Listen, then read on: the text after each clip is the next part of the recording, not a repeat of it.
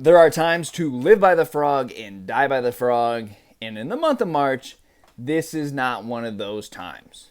Top water, when the water is cold, you have to be very careful because you can ruin an entire day or an entire week by leaving it in your hand too long. So let's dive into this sneaky way of catching a big bag in the month of March. Now, it's not a preferred technique when you think of pre-spawn. The water's still pretty cold, and top water just doesn't typically work real well when the water's cold. But what tends to happen is you'll get a warming trend and you will have fish get out of their pre-spawn spots and they'll start to move to the bank. Then either rain or an influx of water somehow gets in the system and kind of dirties it up. Even wind, a real windy day, could kind of muddy up that water. Those fish that are up shallow, they tend to just stay in that muddier water. And I'm talking high 50-degree water. I'm not talking low 50s or 40s or anything like that. This is more upwards of the 50s and 60-degree water. And what tends to happen is those fish will just stay up there. That water will get a little bit of color in it, and they don't really feel like leaving, or maybe they can't. Maybe they can't see well enough to swim out of there. So they stay up shallow, and when those fish get up there, if they're coming in big groves, they stay up there, and there's enough fish to kind of run that as a pattern in your tournament. So this bite is super challenging. One, frog fishing in general is challenging. I can remember a time, my best tournament that I ever had on a frog, I landed about 20% of what bit on it that week. So you live by the sword, you die by the sword, but most of the time you die. I mean, this is not a technique where you're going to win Angler of the Year doing it.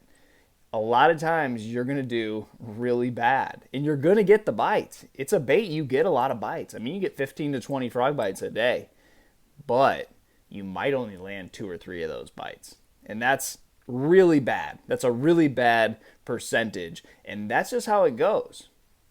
The best frog bite I ever was on, I was the only guy in the area catching them on it, and everyone around me was throwing a wacky rig. We were in the way backs of these little tiny feeder creeks on Wheeler Lake.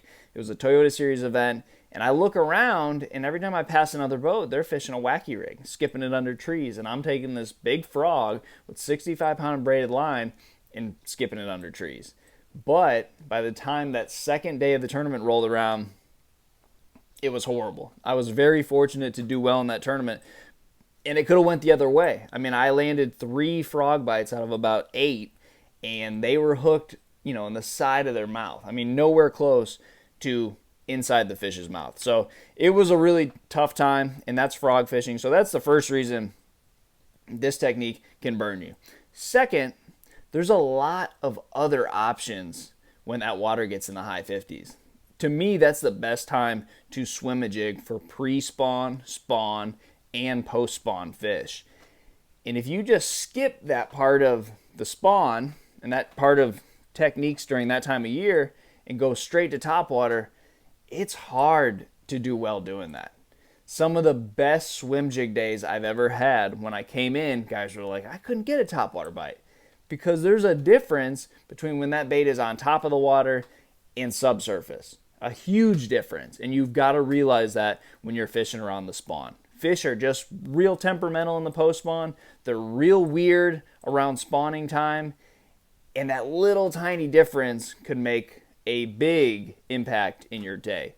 So the frog in the pre-spawn, to me, is a dirty water bait and a way to catch big fish. And you can run it, but you have to be careful and make sure that there's not a better swim jig deal going on. There's not some other type of topwater deal going on. And then you go throw a frog. And a frog catches big fish. We all know that. Live or die by it. We all know that. But be careful, because you can waste a lot of time thinking that you're in the spawn, post-spawn, when the bulk of the fish on the lake are still in the pre-spawn. I can remember a time on Pickwick Lake where I was like, I'm going to go get on this topwater spook post-spawn bite that I've heard so many people talk about. So I went out and threw a spook for like 3 days. It ended up being one of my worst tournaments I ever had. and I had to abandon the spook during the tournament, pick up a soft plastic fluke, and just catch a few bass.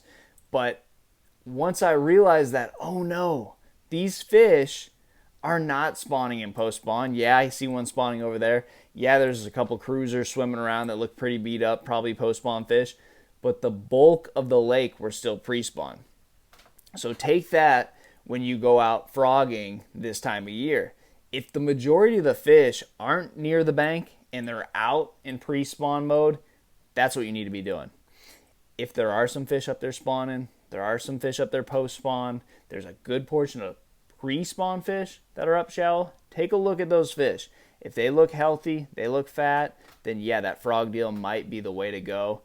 And make sure you keep a swim jig honest too, because if the swim jig bite is going on, that's going to be the better option to catch those pre-spawners that are up shallow, spawners and post-spawn. So try a frog this time of year, but don't be afraid to set it down if it's not working. This is not a time of year where you're going to live and die by it. This is a time of year where you might catch a big bag and you might fall on your face. So good luck, guys, and I'll see you on the water.